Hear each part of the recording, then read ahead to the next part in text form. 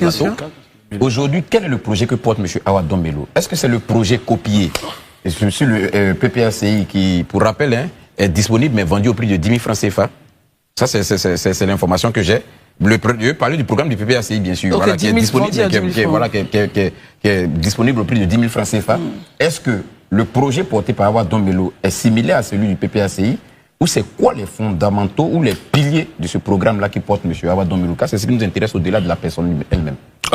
Merci, M. Élysée. Je voudrais dire que j'ai indiqué que le candidat il est indépendant. Naturellement, ce ne sera pas le projet du PPACI. Okay. Nous avons réfléchi et nous avons fait un projet et un programme très clair. Les prémices ont été données par le candidat lui-même ici. Vous savez que M. Awa Dombello est un socialiste, un panafricaniste et un souverainiste. Le moment venu, nous allons vous donner les éléments essentiels. Mais sachez déjà que nous, c'est une candidature de rupture avec l'ordre colonial. Je veux dire avec l'impérialisme. Avec l'ordre, je vous entends difficilement. Avec l'ordre? Avec l'ordre colonial. Très bien. Une candidature de rupture avec l'ordre colonial. Il a parlé avec, il a dit un mot qui m'intéresse. Il a dit une rupture avec l'ordre colonial, mais avec l'impérialisme. Ah, ça, j'avais pas saisi. Très bien. Il a dit avec l'impérialisme. Oui, avec l'impérialisme. Oui, mais quand on sait que M. Awa Dombello est un des représentants, sinon même un des acteurs clés du BRICS, et que le BRICS a pour leader la Russie, mais c'est de l'impérialisme aussi. Est-ce que c'est pas aussi une autre nature d'impérialisme? Non. Monsieur Élysée, comme on le dit tout le temps, la Russie n'est pas venue en Afrique pour s'imposer. Elle est venue pour? Elle n'est jamais venue en Afrique pour s'imposer. La Russie a aidé à libérer les pays, certains pays. L'Angola, par exemple. Vous savez qu'il y avait la guerre en Angola. C'était qui? C'était entre José Eduardo Santos et Jonas Savimbi et puis... Qui soutenait qui? Savimbi était soutenu par les Américains. Dos Santos par les Russes et les Chinois. On a libéré le Cap-Vert.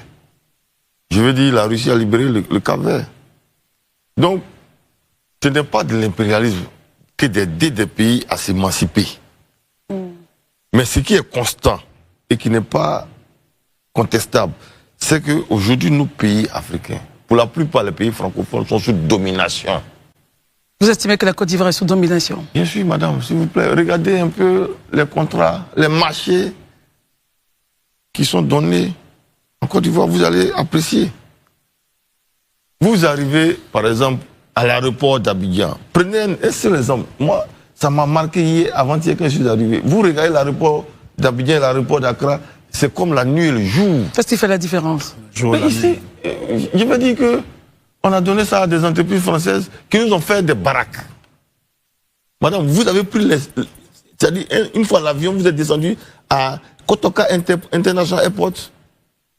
Mais quand vous arrivez, vous voyez la piste, vous voyez l'arrivée et le départ, vous êtes étonné.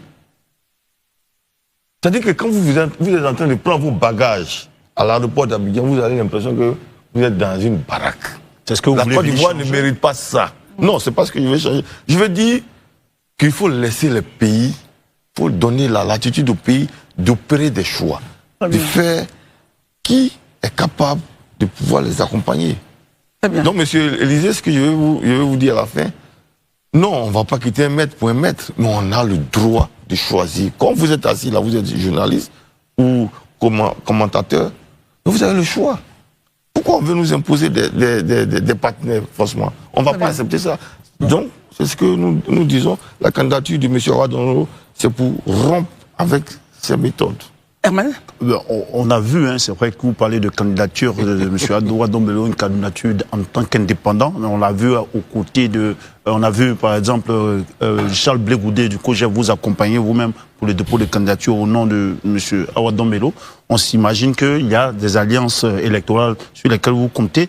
Qu'est-ce que vous répondez à ces observateurs de la vie politique en Côte d'Ivoire qui estiment que le projet souverainiste du candidat Awa Dombello pourrait faire alliance avec le projet de préférence nationale porté par Assalé Tchomoko ou même par Vincent Tobi? Ils sont tous deux candidats indépendants également. D'abord, nous ne nous excusons pas dans ce qu'on peut appeler La préférence nationale. la préférence nationale. Ça, ce sont des termes qui ne sont pas aujourd'hui dans ce monde où nous voulons construire une Afrique. Ils ne sont pas des termes pour nous qui sont à privilégier. Nous disons que nous voulons être souverainistes, ça c'est clair. Monsieur Charles Blé Goudé, comme vous l'avez dit, à l'occasion, le candidat Dombello est allé rencontrer un certain nombre de camarades de gauche. Parce qu'il faut que dans ce pays, comme par exemple au Ghana, comme par exemple au Nigeria, on ne vote pas des individus, on vote, on sait quel est le projet que les uns et les autres portent. Que dans ce pays-là, si M. Ouattara doit partir, on doit dire pourquoi il part. Vous pensez que pour l'instant, les raisons ne sont pas connues? Donc, j'en viens.